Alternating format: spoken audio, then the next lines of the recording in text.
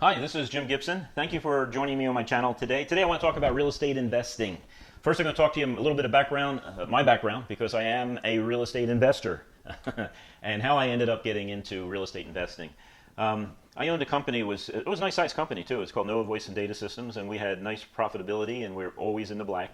But I decided a couple years ago to sell it, so I sold it to a competitor and decided to move on. But long before I sold it to a competitor, I had 3 offices, high expense things. I was paying rent to 3 different landlords each month.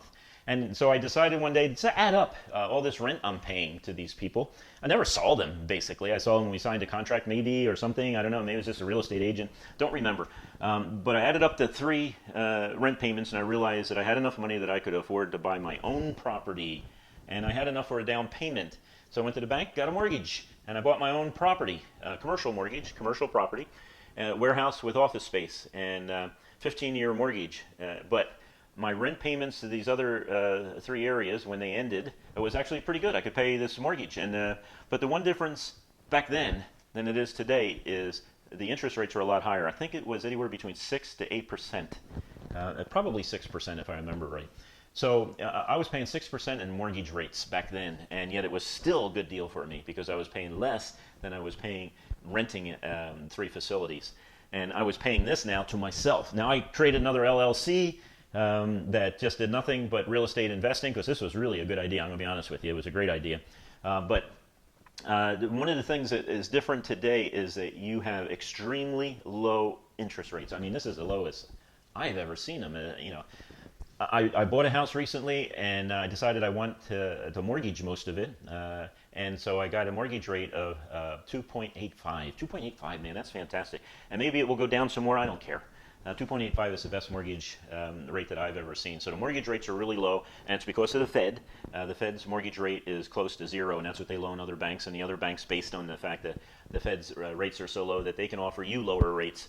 So that's a good thing in a lot of cases. Now, the Federal Reserve is not a federal organization. It's quasi-federal, and it's not a reserve. It doesn't have any reserves.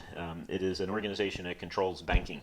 And they have kept the interest rates extremely low because of COVID and because of some other things. It turned down in the economy because of COVID. I mean, we had a roaring economy before COVID, and it looks like it's coming back. So interest rates are going to be low for a while. Now's the time to buy because the interest rates are so low. And again, when I bought that building, I was at least 6% interest rates, which is high today. Remember, you're not only paying off the principal, but you also have to pay the interest on what's left in the principal when you have a mortgage on a building.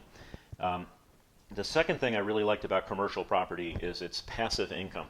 So when you go out and you work, you trade your time for money. So you work 8 hours a day, and they give you a check at the end of the week, and that's time for money. It's going to be really hard for you to get ahead with that. You got to come up with another thing. And in another video, we'll talk about purely nothing but passive income. But just to hit it really quick, the lowest tax rate that you can get taxing of your income is passive. Because when you have passive investment income from a real estate purchase, you're renting out a house or you're renting out a warehouse or something like that, that income is taxed at the lowest rate. So you're not paying Social Security, you're not paying workers' comp, unemployment insurance, disability, all these other things that you see on you see on your stub. You look at the stub and you say, "Wow, look at all the money I made," and it says, "Oh, look what's only left." You don't pay all those things anymore. You pay one rate, and that's called a passive rate, passive income rate. But even before you pay the passive income rate, you're allowed to charge other things like your cell phone. You got a cell phone, you can charge your cell phone if it's for real estate purposes. So you pay your cell phone, and then what's left, and other things of course. But then what's left is what you're taxed on. So you're taxed on net, not gross. So you may make thousands of dollars in rental, but you got to pay insurance on the building, you got to pay taxes, things like that. They're all deductible before you pay taxes. So anything that's left, you're paying taxes on. But the tax rate is the lowest of all the other rates out there. Now, I just want to tell you this. I am not a real estate agent. I don't intend to become a real estate agent. I am now a real estate investor because of the great advantages. And I am not a lawyer, okay? So you have to do your due diligence to make sure that the things I say apply to you. Okay. The next thing is buildings, real estate appreciates in value. Now, does it always appreciate? No, sometimes it goes up and down, but it generally moves in the upward area. I remember my parents, when they bought bought their first home in Philadelphia. I think they paid $4,000 for that first home, and they sold it 30 years later for $80,000. And today it's probably worth well in excess of 150 plus. But the idea is it increases in value. Now, no one taxes. Well, I guess they tax you with property tax, but you're not taxed as income when the property increases in value. You're just it's not considered income, and of course it's not until you sell the property. And then there's other ways that you don't have to pay tax. 1031 exchange, where you sell one property, take the money, you buy another, you don't have to pay tax on the two. There's also the idea of good debt and bad debt. I hear a lot of people say, man, I'm going to buy a boat. No, not a lot of people, but some people say buy a boat. What is the best day in your life? The second best day in your life is when you buy the boat. The best day in your life is when you sell it. I've heard that phrase. Well, that's called bad debt. Credit card debt is bad debt. Car payments are bad debt. Mortgage on your home is bad debt. But good debt is when you rent out a building that you own and they pay your mortgage. So the people renting are actually paying your mortgage. Now, it's your debt, but they're paying your mortgage. You're not paying it. Now, you collect their check, and in reality, you write a check or deposit money in the bank for your mortgage. But the bottom line is that is considered good debt because it increases in value. Here's the idea with good debt. It increases in value, doesn't decrease, so car decreases. But a mortgage on property, basically, the property does, and it's not always true 100% of the time. I want a disclaimer there. And you have to do your research and things like that. We'll talk about that a little later. But basically, it increases in value the property that you have, and you have a ton of write-offs. So you don't even have to pay for the write-offs. It's just whatever's left. And it increases in value. So if it increases in value, it's a good debt. And if you can get someone else to pay for your debt, that's even better yet. And of course, got to put some disclaimers here. You better have enough in reserves because sometimes people damage the house or they get up at the middle of the night and leave and break the lease, and you're going to have that house open for a month or two that you have to still pay the income on. And it's a risk, and every investment is a risk. But this is a good debt if you can keep it full and you can keep it functional for years, and I've been able to do that. Plus, I know you looked at a video, or you should have looked at a video, the difference between rich and wealth. Rich means you have a lot of income. Wealth means you're worth a lot. And so as property increases, you have a net worth that goes up and up and up. And what I believe in my research is that when you look at really wealthy people, they either have started like Google or Amazon or something like that, or come out with a great invention, or they own property that they can rent out. And so what you want to do is you want to become wealthy. And there is a difference between rich and wealthy. I remember I was with a friend of mine who worked at a bank. He was a bank executive. There's a lot of executives at banks. Everyone's the vice president of something. But he was sincerely a senior person in a bank, and he's been in the banking industry for most of his life. And I was with him one time, and we were at a third friend's house. We're sitting out there, and we were having some coffee and just talking. And we were kind of like near the top of the hill, and you could look down, and you could see all the other properties down there. And they were all like McMansions, big mansions, and they had RVs out front, and they had Land Rovers and everything else. My favorite car is a 20-year-old Toyota pickup, but they had all this expensive stuff and showy stuff and everything else. And as he's looking down there, he's talking to me, and he says, "You see all these houses down here?" And I said, "Yeah." He says, "The recession's coming up." So this was probably in 2005, 2004. He says, "It's going to hit really hard, and most of these people are going to go out of business." And I said, "Why is that?" He said, "Because they are rich, but they're not wealthy." And what that meant was they had no assets. They had great income, fantastic income. They were high wage earners, but they had no assets. And most of them were up to their eyeballs in debt. So the thing I like about real estate is you can create generational wealth. You can pass down your value of these properties that have increased year after year after year to your children. Again, you got to see a lawyer to make sure you do it right, because you could lose it all, or your family could lose it all when you die if you don't set it up properly. So the first thing you need to do, if you're thinking about investing in real estate as an investment property, not as your home now, that's totally different. I'm talking about someone who's going to pay you, the good debt, remember? You're going to take out if you have to or if you want to, and I always advise that interest rates are so low, you really need to look into that. But you're going to buy a property and someone else is going to pay your mortgage. So that's good debt, and that's what you want. So how do you do it? Well, first of all, you got to have a down payment. I'm going to be honest with you. You should have a down payment. and should be about 40% of the value of the property. There's other ways you can do it. You can come to an agreement with the owner that you pay them so much, and you just give them a really small down payment, and it becomes yours when you pay it off and everything else. I don't do those things. I just get the 40%, and I buy the property. This house I just bought. This is one of the houses I bought. As you notice, there's no furniture back here, but I'm using this as a business area where I can come here in Texas, and I can do other businesses and a place to stay. I don't have to stay at a hotel. But if I could rent it, and it becomes a good debt to have, not a bad debt.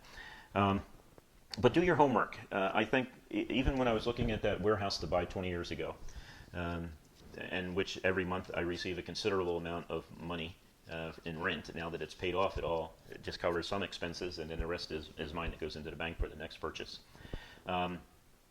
You need to do what's called your due diligence, and you may not be familiar with that word, but that means you do your homework. So don't be stupid. Don't go out and say, oh, I got to buy a house, I got to buy a house. Interest rates are so low, I got to buy this house, got to buy that house, or I got to do this, or I got to do that. And, I saved, $50,000 of money here. I'm just going to start buying as fast as I don't think that's a good way to do it.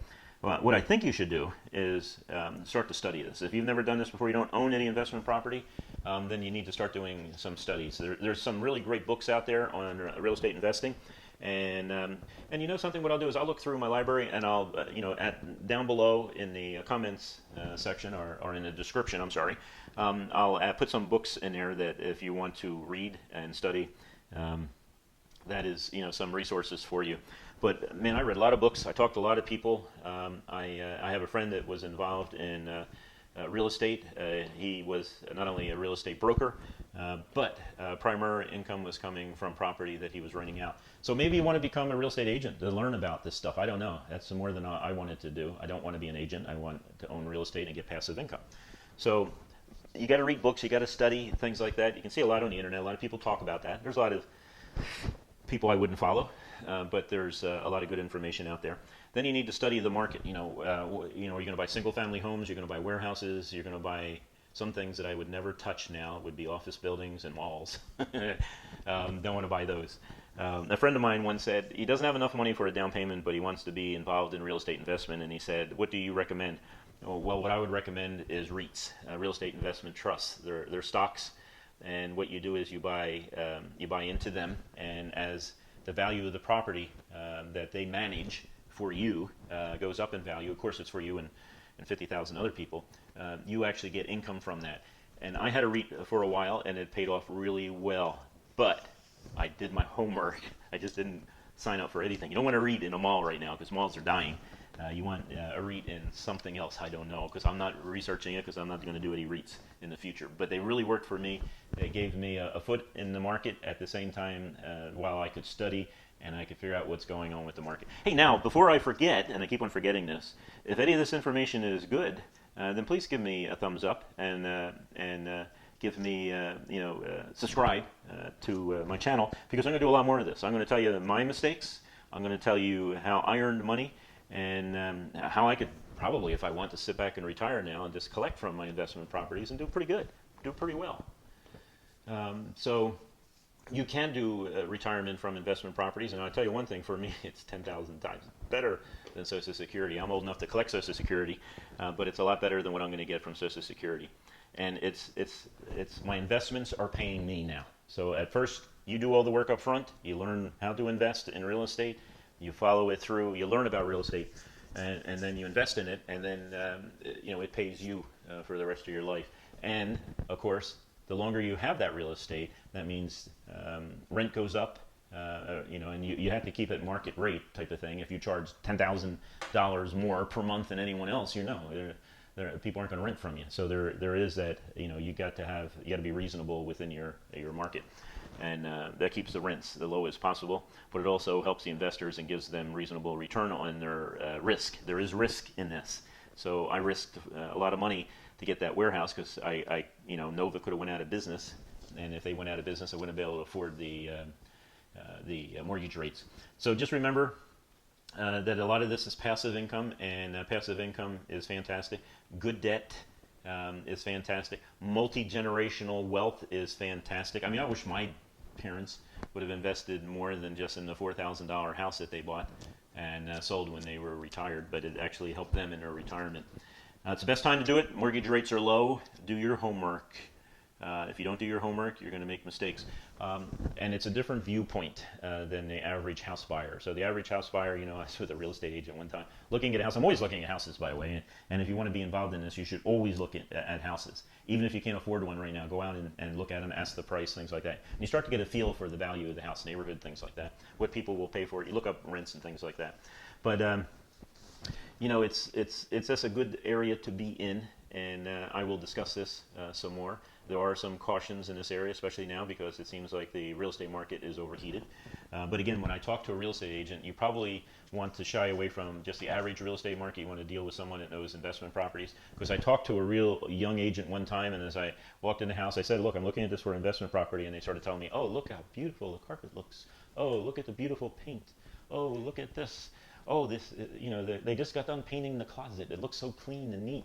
You know something? I walked in houses where there were holes in the wall, and I got excited. Hey, I want that house, man, because I can buy it for less. I can fix those holes in one day, and I can change those lights that are up there, and I can put modern lights in there, and I could, you know, put modern faucets and new countertops, and I would increase the value of that house 10%. And everything I do in that house is tax deductible because it's a business.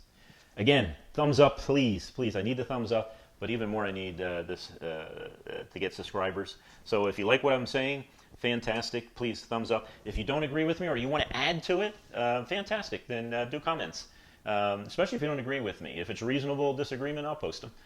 But go ahead, give me the comments. And I like to respond to all the comments. I usually get on the comments about once a week. So please, thumbs up, subscribe. I'll catch you in the next video.